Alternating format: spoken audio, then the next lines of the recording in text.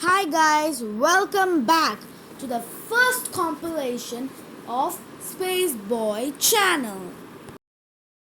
This compilation will consist of some episodes like the about planets, about Mercury, Venus, yada yada yada. So let's begin.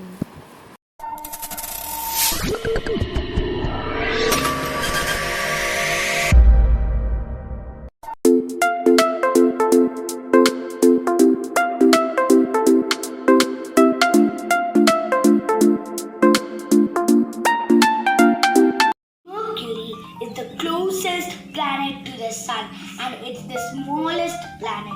It takes only about 88 days for Mercury to orbit the Sun, and it's named after the messenger of the Roman gods. Planet Venus is the second planet from the Sun.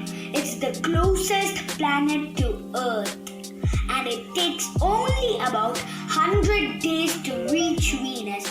It's the turtle planet. Its one day is equal to 243 Earth days, and it's so hot. Its temperature is about 900 degrees. This is the planet Earth. It's the only planet with organic life, and it has about 8.7 million species. It has one moon, and its surface is blue in color because of water. This is the planet Mars. It is red in color with two moons, Phobos and Deimos. It is about 142 million miles from the Sun and is the fourth planet from the Sun. And it has the largest volcano named as Olympus Mons. Its one day equals 24 hours 37 minutes. This is the planet Jupiter. It's the biggest planet in our solar system and is the fifth planet from the Sun. It has 79 moons. The biggest moons of Jupiter are Callisto, Europa, and Ganymede and Io. This is the planet Saturn. It's the sixth planet from the Sun. It has 62 moons and 53 are named. This is the planet Uranus. It's the coldest planet in our solar system. One season equals 20 years.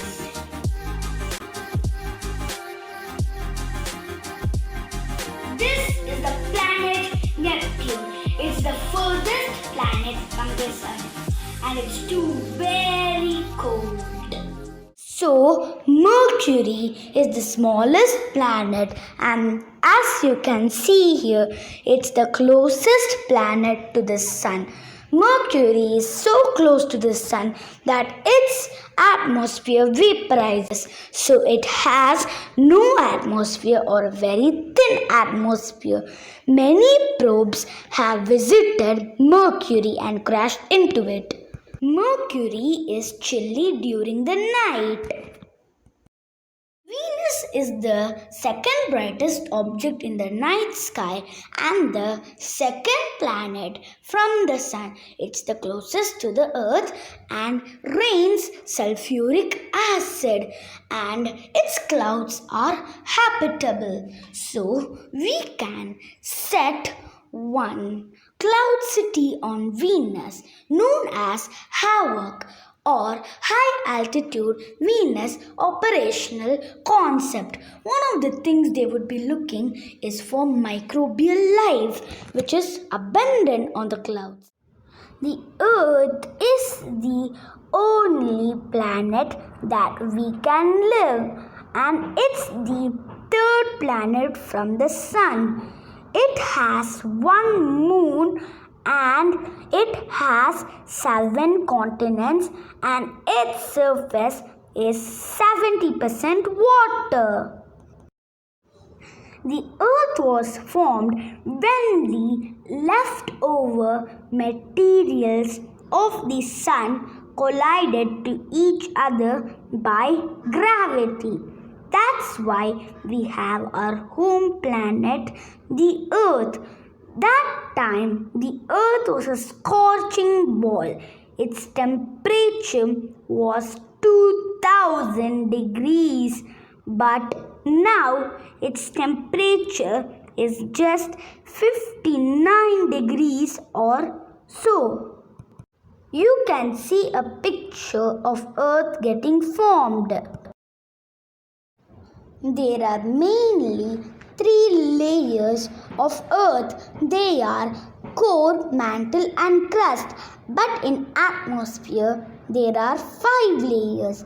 They are troposphere, stratosphere, mesosphere, thermosphere and exosphere. Many of these are cold, very cold.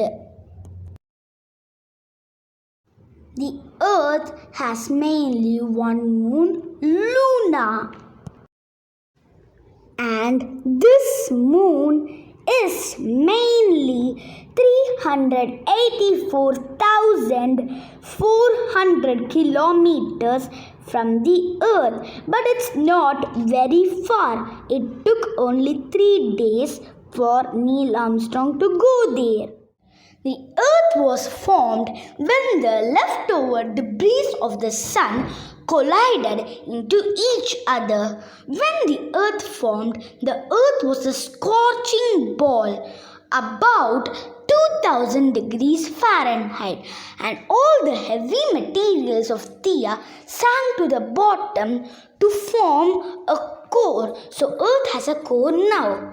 So Venus played an important role in Theia hitting the Earth. Venus's gravity forced Theia to go to the Earth, and Venus made Theia hit the Earth. So we have the moon and the Earth today. So it's like two cars slamming into each other. The Earth is the only planet in our solar system which can have life because it has many factors that lead to having life that none other planets have.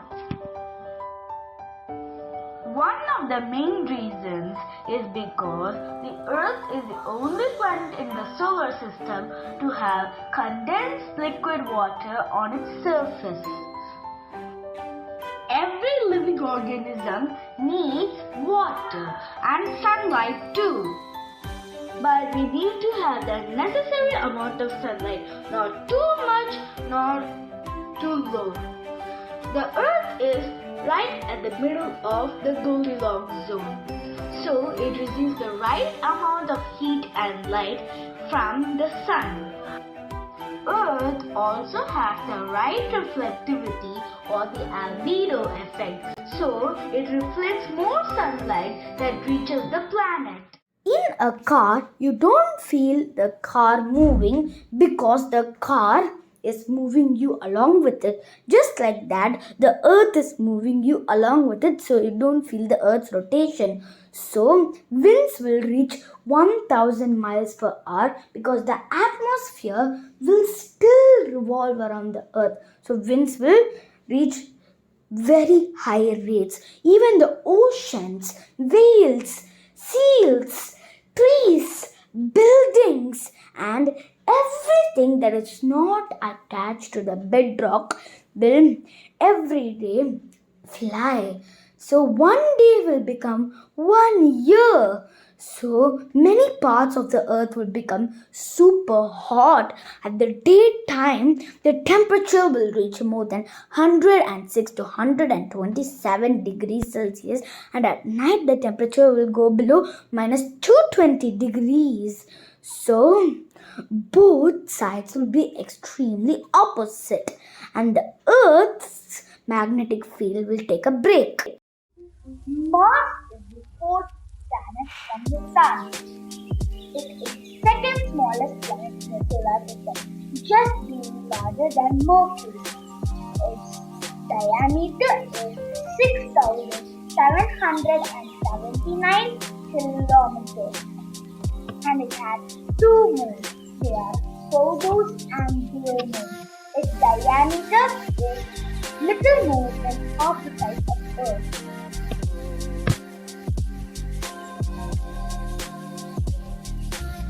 So, how to terraform Mars? Terraforming Mars is not an easy task. It will take about 1,000 years to terraform Mars, but we can terraform it. So the first thing we should do is give it a magnetic field.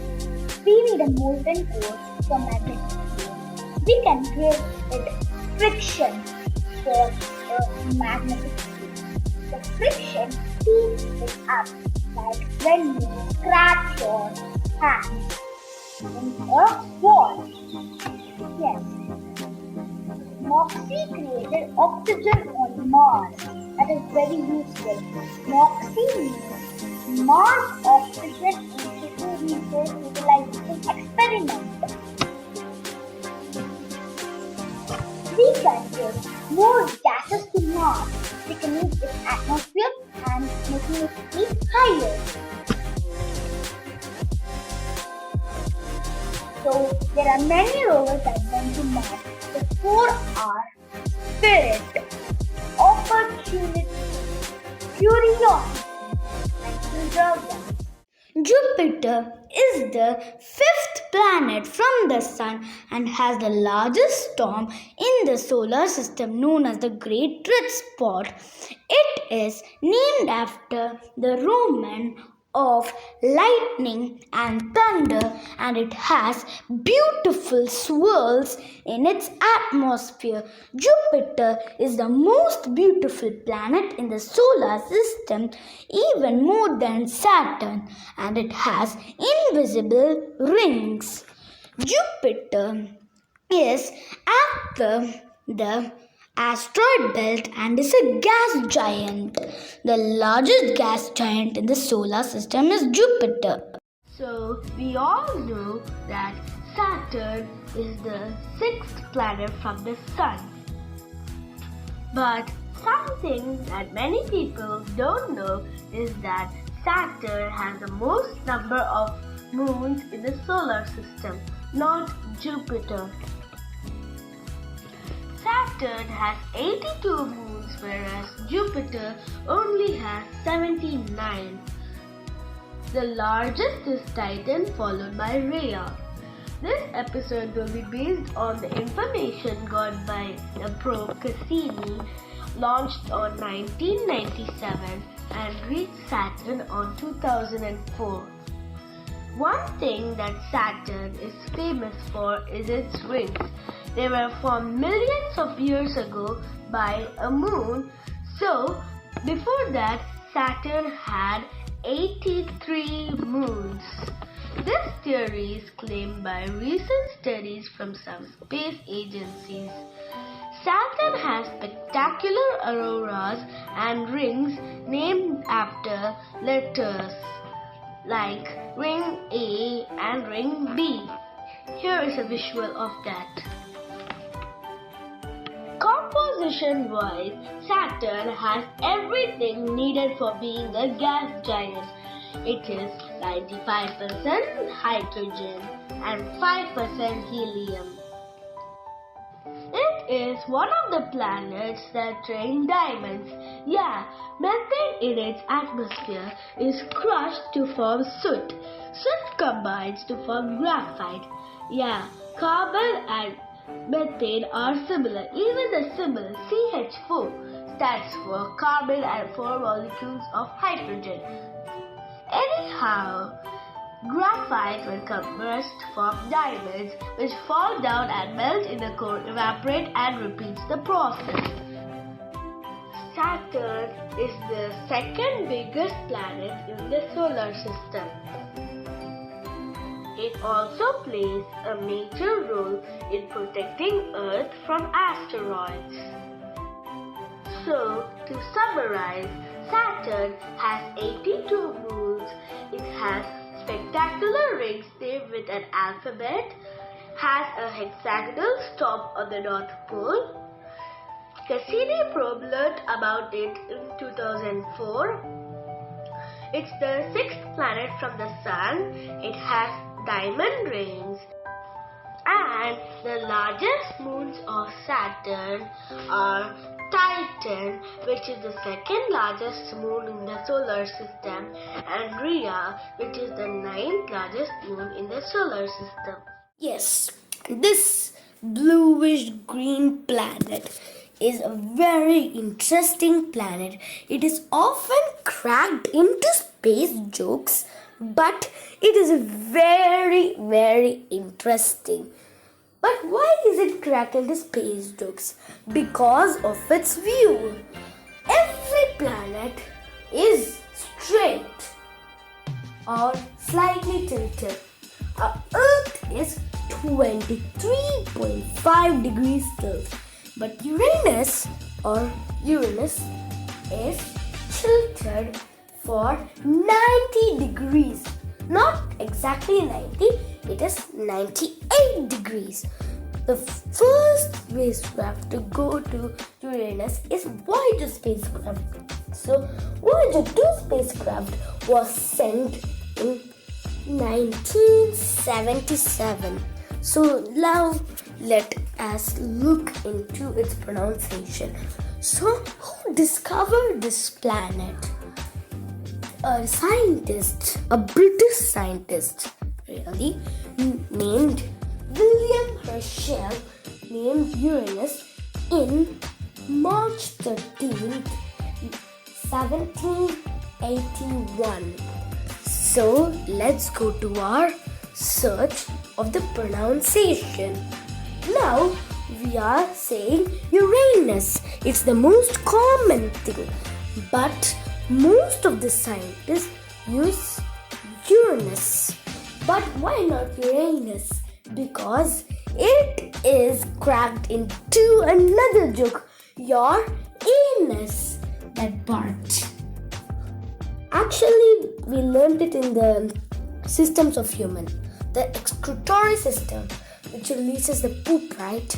So instead of calling it Uranus, the scientists call it Uranus, but urine plus S. So we should call it Uranus. Slightly A should come, otherwise urine will come right.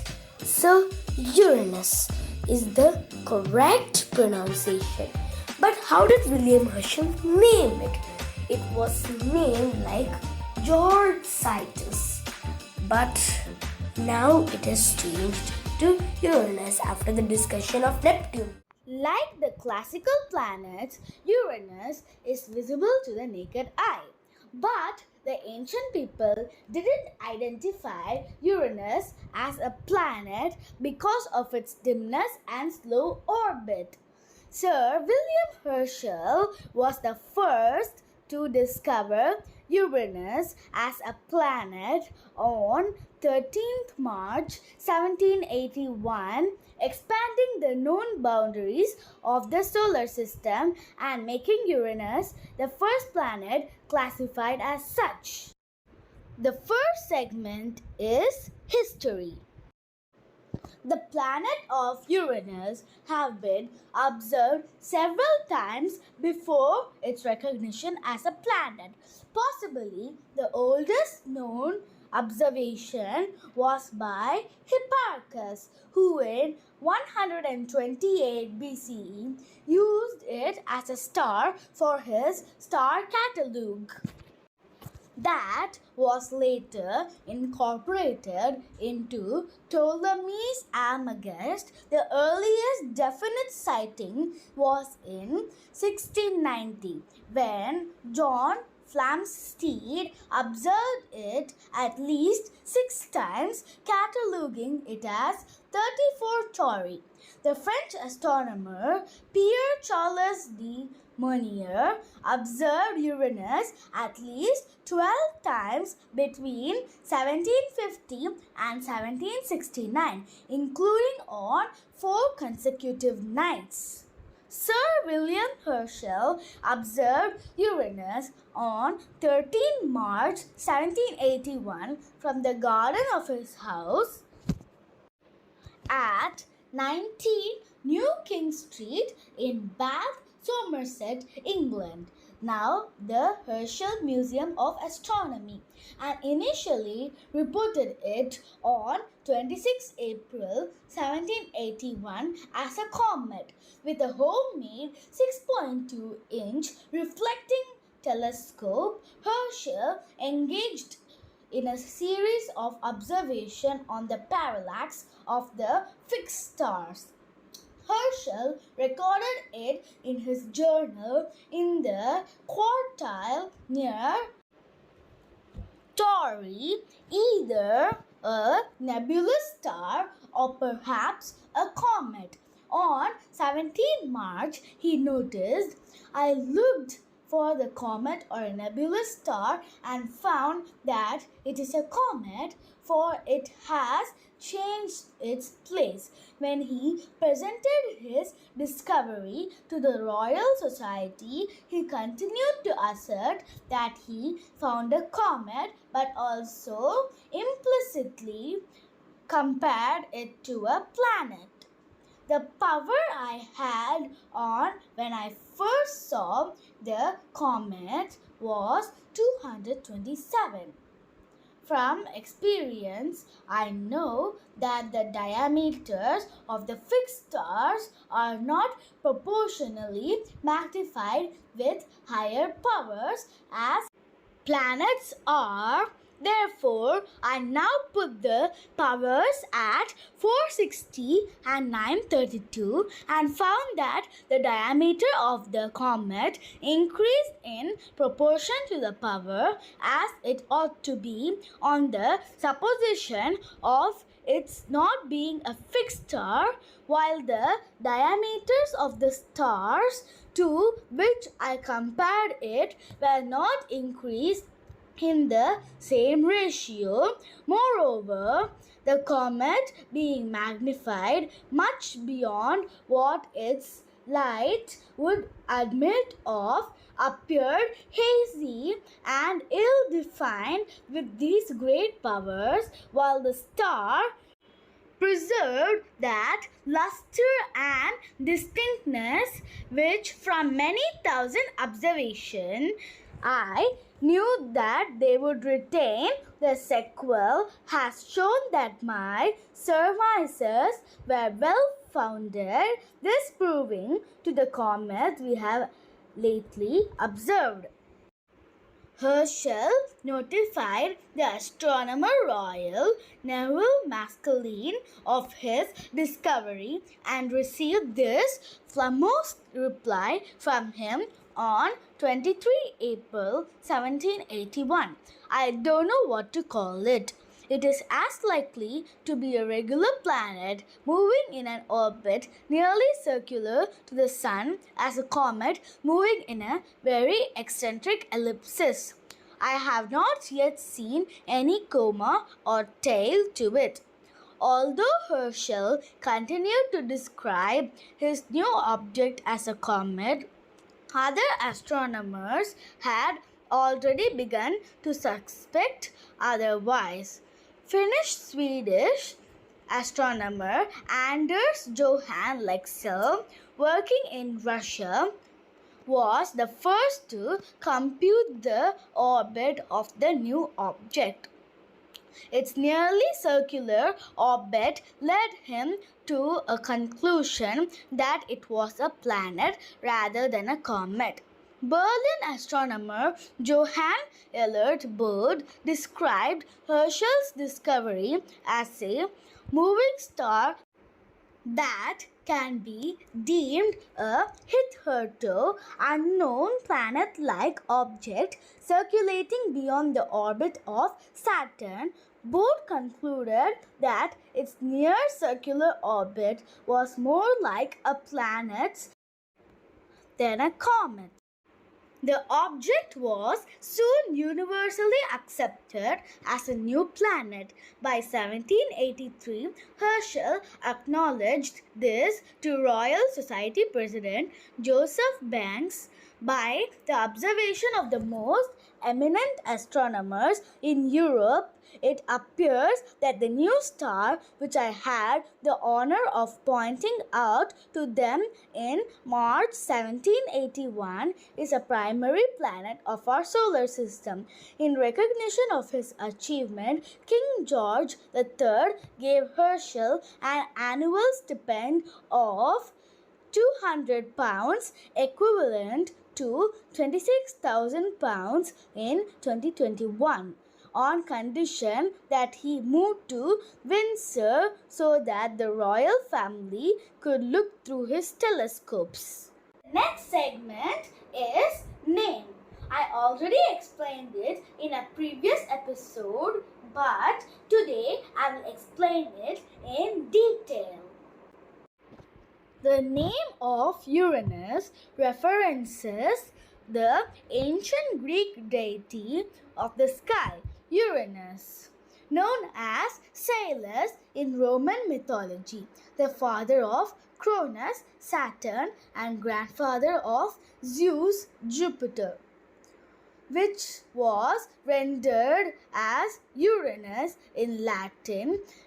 It is the only one of the 8 planets whose English name derives from a figure of Greek mythology. The adjectival form of Uranus is Uranian. The pronunciation of the name Uranus, preferred among astronomers, is Uranus, with stress on the first syllable, as in Latin Uranus, in contrast to Uranus, with stress on the second syllable and a long A. Though both are considered acceptable, consensus on the name was not reached until almost 70 years after the planet's discovery. During the original discussions for a discovery, Maskelyne asked Herschel to do the astronomical world the favor to give a name to your planet, which is entirely your own, which we are so much obliged to you for the discovery of. In response to Maskelyne's request, Herschel decided to name the object Georgium Sidus, George Star, or Georgian planet, in honor of his new patron, King George III. He explained this decision in a letter to Joseph Banks. In the fabulous ages of ancient times, the appellations of Mercury, Venus, Mars, Jupiter, and Saturn were given to the planets as being the names of their principals, heroes, and divinities. In the present, more philosophical era, it would hardly be allowable to have recourse to the same method and call it Juno, Pallas, Apollo, or Minerva for a name to our new heavenly body.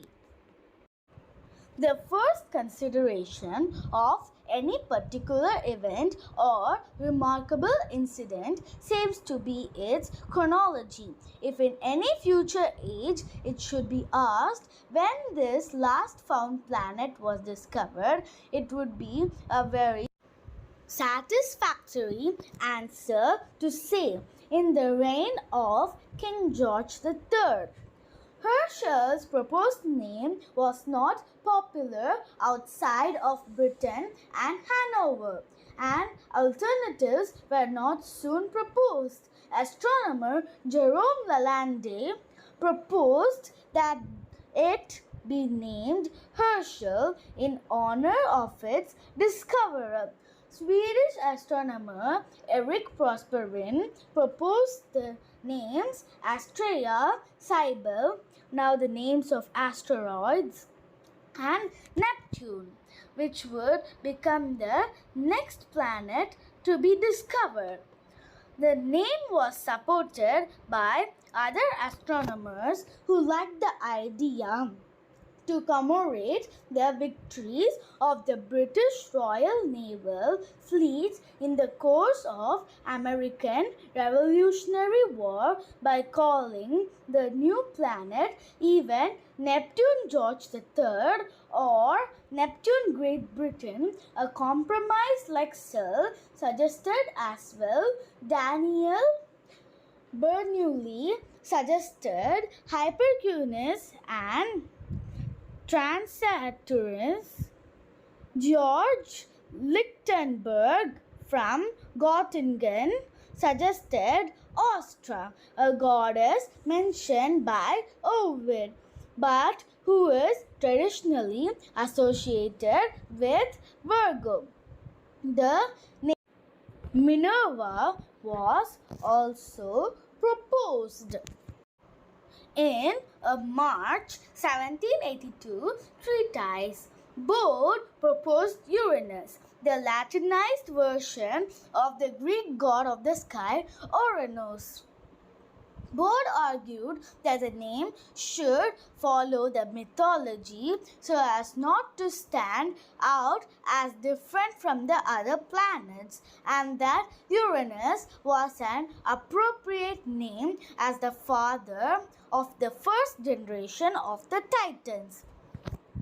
He also noted that the elegance of the name in that just as Saturn was the father of Jupiter, the new planet should be named after the father of Saturn. Bode was, however, apparently unaware that Uranus was the only Latinized form of the titular deity and his Roman equivalent was Salus. In 1789, Bode's Royal Academy colleague Martin Klaproth named his newly discovered element uranium in support of Bode's choice. Ultimately, Bode's suggestion became the most widely used and became universal in 1850 when H.M. Nautical Almanac Office, the final holdout, switched from using Georgium Sidus to Uranus. Uranus has two astronomical symbols. The first to be proposed was proposed by Johann Gottfried Koehler. At Bode's request in 1782, Koehler suggested that the new planet be given the symbol of platinum, which had been described scientifically only 30 years before, as there was no alchemical symbol for platinum. He suggested this symbol or this symbol, a combination of the planetary metal symbols gold and iron, as platinum or white gold is found mixed with iron. Bode thought that an upright orientation this fit better with the symbols for the other planets while remaining distinct. This symbol predominates in modern astronomical use in the rare cases that symbols are used at all. The second symbol was suggested by Lalande in 1784. In a letter to Herschel, Lalande described it as unglobe somonte par la première lettre de votre nom, a globe surmounted by the first letter of your surname. The second symbol is nearly universal in astrology. Uranus is called by a variety of names in other languages. Uranus's name is literally translated as the Sky King Star in Chinese, Japanese, Korean, and Vietnamese. In Thai, the official name is Dao Uranet, as in English. Its other name in Thai is Dao Marwatayu, Star of Mrityu, after the Sanskrit word for death, Mrityu. In Mongolian, its name is Tengarin Van, translated as King of the Sky, reflecting its namesake God's role as the ruler of the heavens. In Hawaiian, its name is Heli Ekala, the Hawaiian rendering of the same Herschel. In Maori, its name is Varangi. Phew, that was a lot of information. For a break, let's learn the names of the moons of Uranus. There are 27 moons for Uranus. They are Titania, Juliet, Miranda, Oberon, Umbriel, Ariel, Puck, Cressida, Cupid, Sycorax, Setibos, Trinculo, Juliet, Ophelia, Desdemona, Prospero, Bianca, Rosalind, Francisco, Cordelia, Perdita, Caliban, Mab, Stefano, Portia, Belinda, and Ferdinand. It is argued that the differences between the ice giants and the gas giants arise from their formation history. The solar system is hypothesized to have formed from a rotating disk of gas and dust known as pre-solar nebula. Much of the nebula's gas, primarily hydrogen and helium, form the sun, and the dust grains collected together to form the first protoplanets. As the planets grew, some of them eventually accreted enough matter for their gravity to hold on the nebula's leftover gas. The more gas they held on to, the larger they became.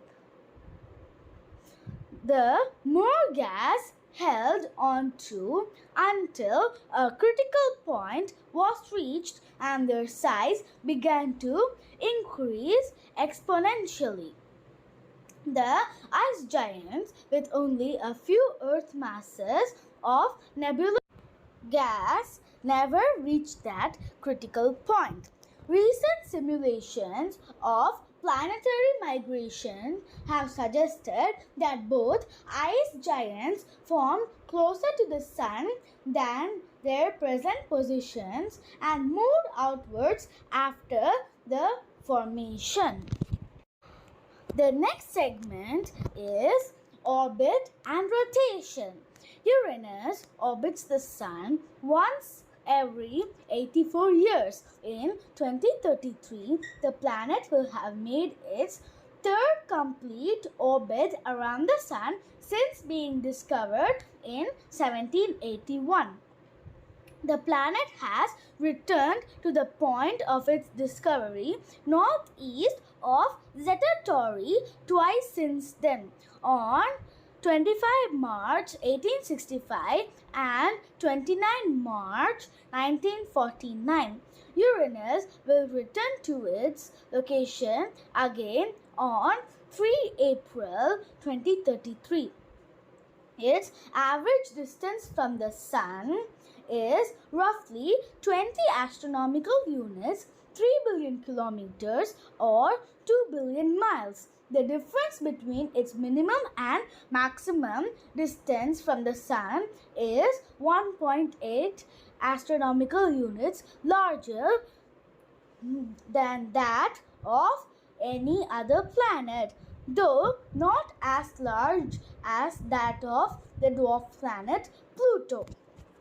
The intensity of sunlight varies inversely with the square of distance, and so on Uranus at about 20 times the distance from the Sun as compared to Earth. It is about 1/400th the intensity of light.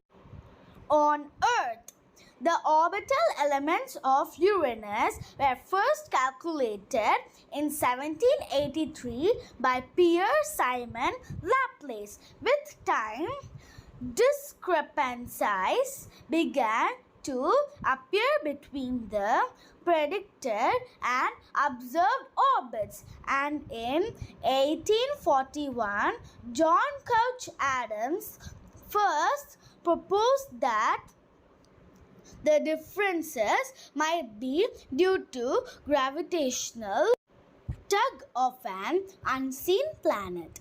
In 1845, Urbain Le Verrier began his own independent research into Uranus's orbit.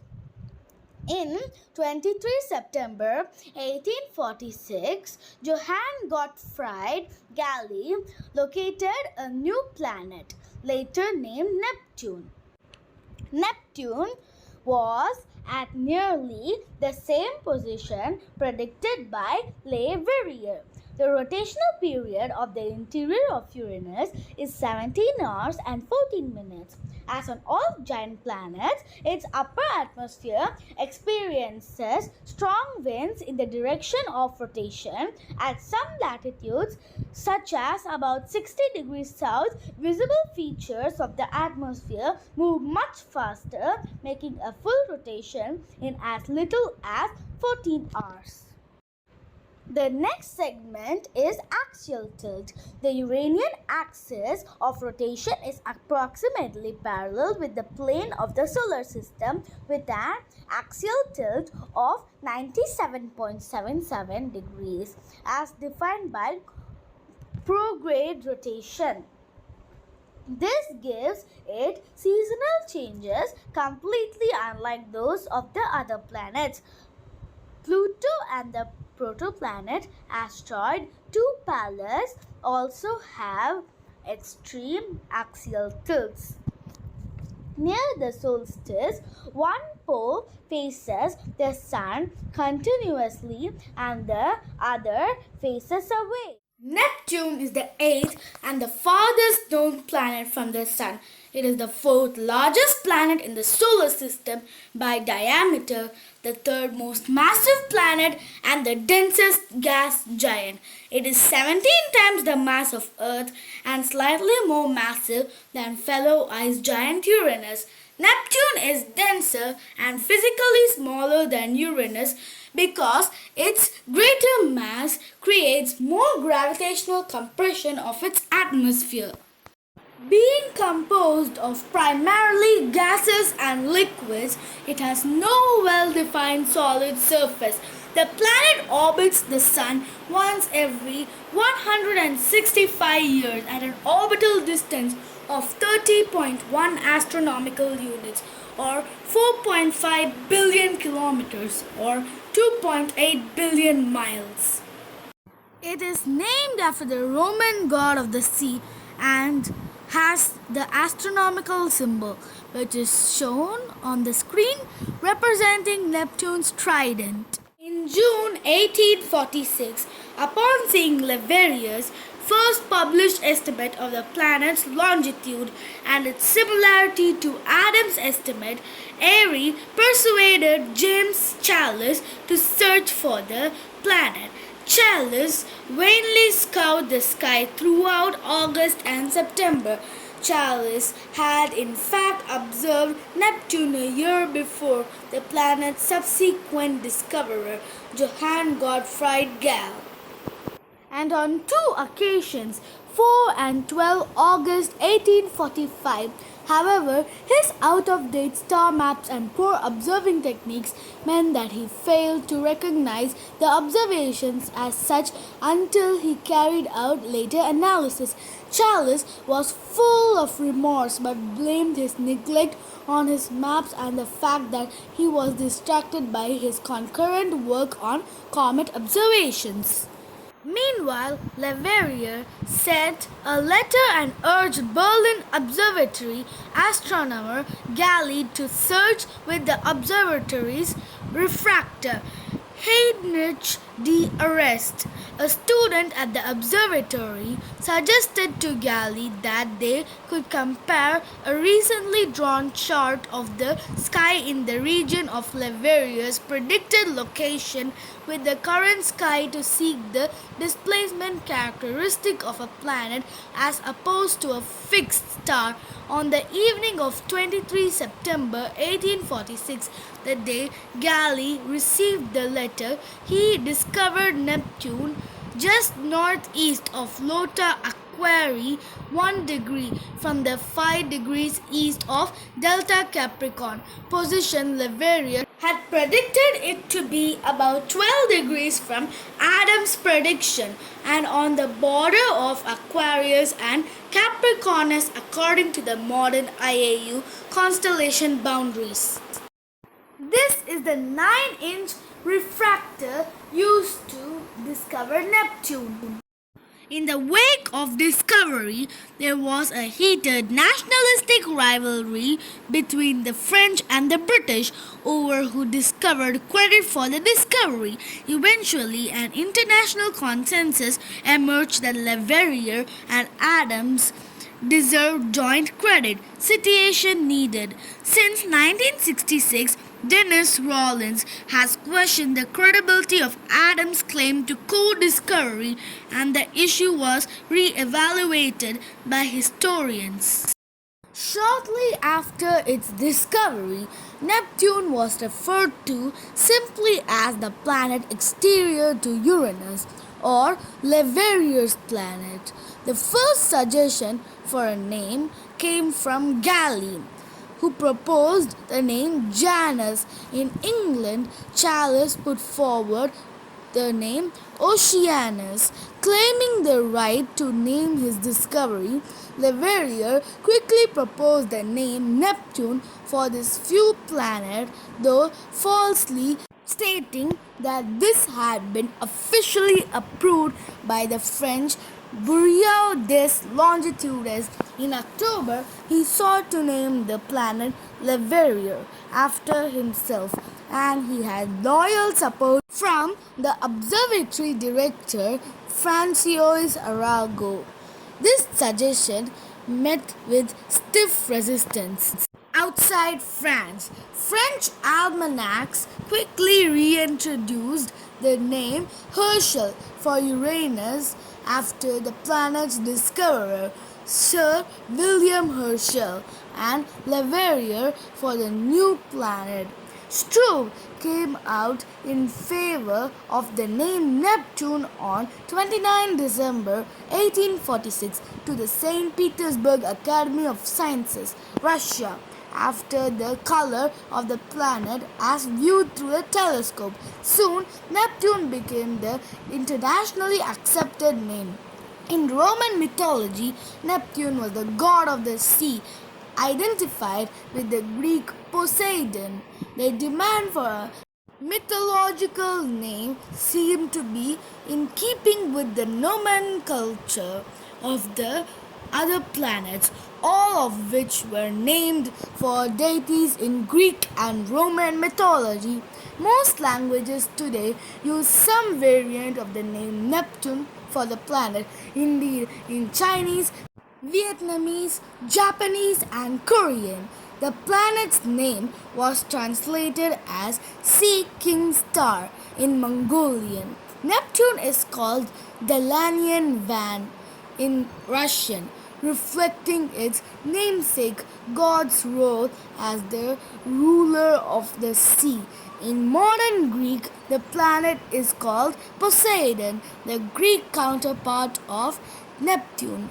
In Hebrew, Rahab, from a biblical sea monster mentioned in the Book of Psalms, was selected in a vote managed by the Academy of the Hebrew Language in 2009 as the official name for the planet, even though the existing Latin name Neptune is commonly used. In Maori, the planet is called Tangaroa, named after the Maori god of the sea. In Nahuatl, the planet is called Tlalokitlali, named after the rain god Tlaloc. In Thai, Neptune is referred to by its westernized name Da Neptune or Neptune. The usual adjectival form of Neptune is Neptunian. The nouns from Poseidon has also been used, though the usual adjectival form of Poseidon is Poseidonian. The status is a complicated part of Neptune's history. From its discovery in 1846 until the discovery of Pluto in 1930, Neptune was the farthest known planet. When Pluto was discovered, it was considered as a planet, and Neptune thus became the second farthest known planet, except for a 20-year period between 1979 and 1999, when Pluto's elliptical orbit brought it closer than Neptune to the Sun, making Neptune the ninth planet from the Sun during this period.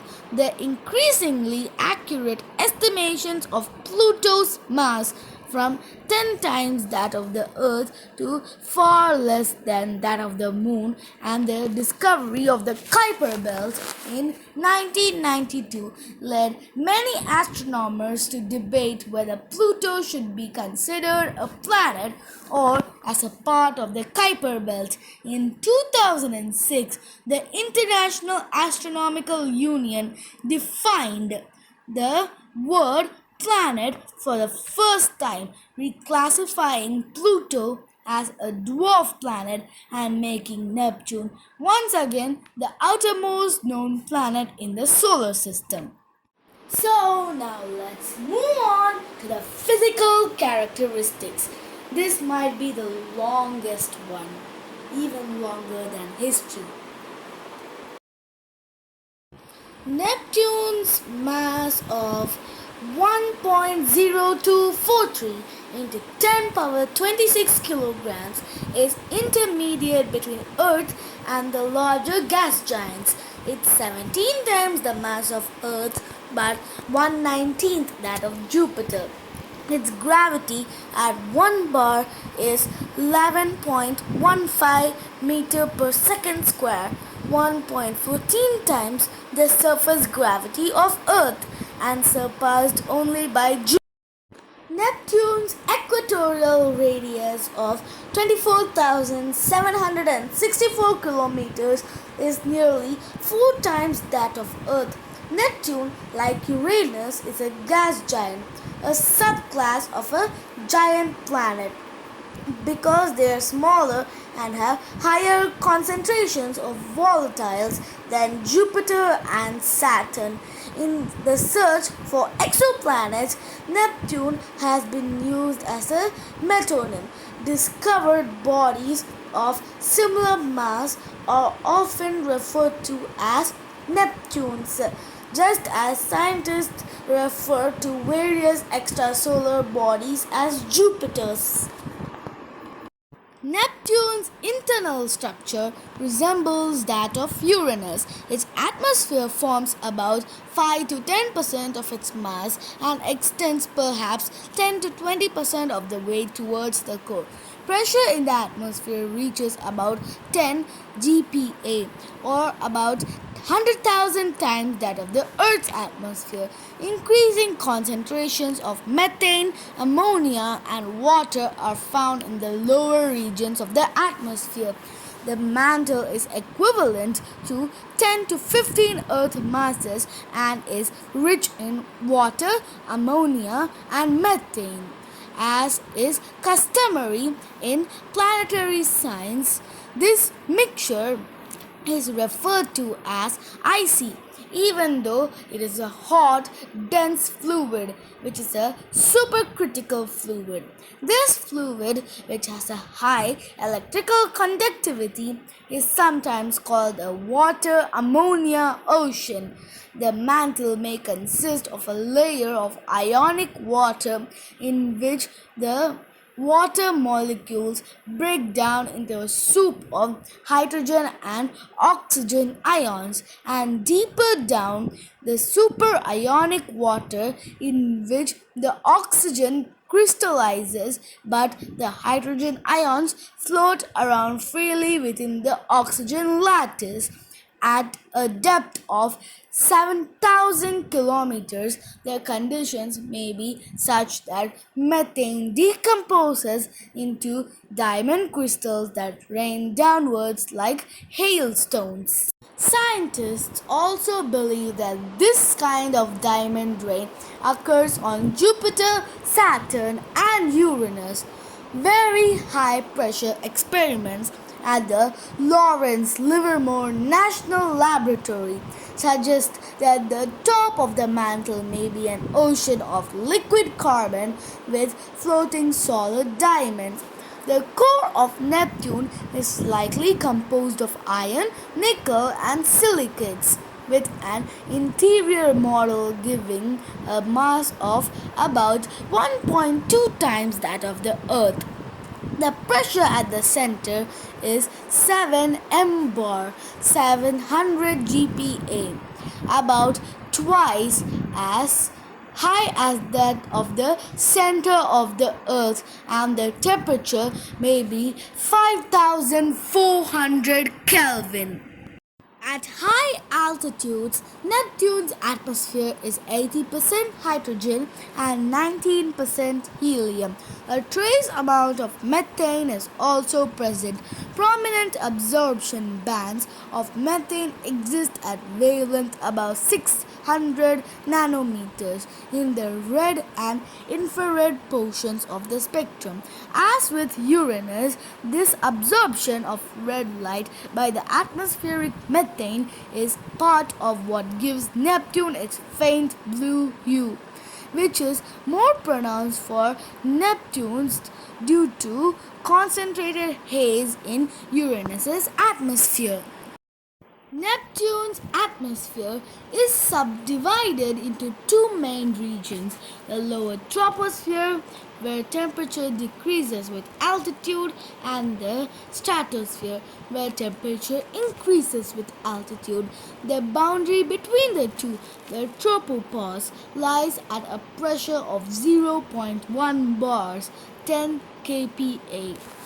The stratosphere then gives way to the thermosphere at a pressure lower than 10 power minus 5 or 10 power minus 4 bars, 1 to 10 pascals. The thermosphere gradually transitions to the exosphere. Models suggest that Neptune's troposphere is banded by clouds of varying compositions depending on altitude. The upper level clouds lie at pressures below 1 bar, where the temperature is suitable for methane to condense. For pressures between 1 and 5 bars, 100 and 500 kilopascals, clouds of ammonia and hydrogen sulfide are thought to form. Above a pressure of 5 bars, the clouds may consist of ammonia, ammonium sulfide, hydrogen sulfide, and water. Deeper clouds of water ice should be found at pressures of about 50 bars, 5.0 megapascals, where the temperature reaches 273 Kelvin or 0 degrees Celsius. Underneath, clouds of ammonia and hydrogen sulfide may be found. High altitude clouds on Neptune have been observed casting shadows on the opaque cloud deck below. There are also high altitude cloud bands that wrap around the planet at constant latitudes. These circumferential bands have widths of 50 to 150 kilometers and lie about 50 to 110 kilometers above the cloud deck. These altitudes are in the layer where weather occurs, the troposphere. Weather does not occur in the higher stratosphere or the thermosphere. In August 2023, the clouds of Neptune vanished, possibly due to the solar flare. 30 years of observations by the Hubble Space Telescope and ground based telescopes showed that Neptune's cloud activity is bound to solar cycles and not to the planet's seasons. Neptune's spectra suggest that its lower stratosphere is hazy due to the condensation of products of ultraviolet photolysis of methane such as ethane and ethene. The stratosphere is also home to trace amounts of carbon monoxide and hydrogen cyanide. The stratosphere of Neptune is warmer than that of Uranus due to the elevated concentration of hydrocarbons. For reasons that maintain obscure, the planet's thermosphere is at an enormously high temperature of about 750 Kelvin. The planet is too far from the sun for this heat to be generated by ultraviolet radiation. One candidate for a heating mechanism is atmospheric interactions with ions in the planet's magnetic field. Other candidates are gravity waves from the interior that dissipate in the atmosphere. The thermosphere contains traces of carbon dioxide and water, which may have been deposited from external sources such as meteorites and dust. Neptune's atmosphere is faintly blue in the optical spectrum, only slightly more saturated than the blue of Uranus's atmosphere. Early renderings of the two planets greatly exaggerated Neptune's color, making it seem deep blue to Uranus's off-white. The two planets had also been imaged with different systems, making it hard to directly compare the resulting composited images. This was revisited and the color normalized over time, most comprehensively in late 2023. Neptune, as always, resembles Uranus in its magnetosphere, with a magnetic field strongly tilted relative to its rotational axis at 47 degrees and offset to at least 0.55 radius or about 13,500 kilometers from the planet's physical center. Before Voyager 2's arrival at Neptune, it was hypothesized that Uranus's tilted magnetosphere was the result of its sideways rotation. In comparing the magnetic fields of the two planets, scientists now think the extreme orientation may be characteristics of flows in the planet's interiors. This field may be generated by convective fluid motions in a thin spherical shell of electrically conducting liquids, probably a combination of ammonia, methane, and water, resulting in a dynamo action. The dipole component of the magnetic field at the magnetic equator of Neptune is about 14 microteslas, 0.14 g. The dipole magnetic moment of Neptune is about 2.2 into 10 power 17 t.m cube. Neptune's magnetic field has a complex geometry that includes relatively large contributions from non-dipolar components, including a strong quadrupole moment that may exceed the dipole moment in strength. By contrast, Earth, Jupiter, and Saturn have only relatively small quadrupole moments, and their fields are less tilted from the polar axis. The large quadrupole movement of Neptune may be the result of an offset from the planet's center and geometrical constraints of the field's dynamo generator. Measurements by Voyager 2 in extreme ultraviolet and radio frequencies reveal that Neptune has faint and weak but complex and unique aurora. However, these observations were limited in time and did not contain infrared. Subsequent astronomers using the Hubble Space Telescope have not glimpsed the aurora, in contrast to the more well-defined aurora of Uranus. Neptune's bow shock, where the magnetosphere begins to slow the solar wind, occurs at a distance of 34.9 times the radius of the planet. The magnetopause, where the pressure of the magnetosphere counterbalances the solar wind, lies at a distance of 23 to 26.5 times the radius of Neptune. The tail of the magnetosphere extends out to at least 72 times the radius of Neptune and likely much farther. Neptune has 16 known moons, and they are Triton, Proteus, Nereid, Despina, Galatea, Neso, Halimede, Thalassa, Hippocamp, Samayth, Laomedeia, Larissa, Sao, and Naiad.